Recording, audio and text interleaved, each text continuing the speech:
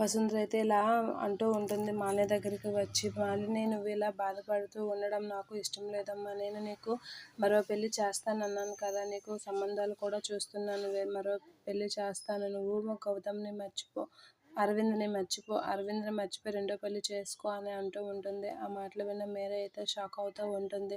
అవును, నువ్వు రెండో పెళ్లి చేసుకొని మరో జీవితం మొదలు పెట్టాలి. నువ్వు అరవింద్ని తంచుకొని నీ జీవితం నాశనం చేసుకోవడం నాకు ఏమాత్రం ఇష్టం లేదు అని వసుంధర మాలినితో అంటూ ఉంటుంది. ఆ మాటలు విన్న మాలిని అయితే వాళ్ళ అమ్మతో ఏమనాలో తెలియక అలా చూస్తూ తన రూమ్లోకి వెళ్ళిపోయి బాధపడుతూ ఉంటుంది.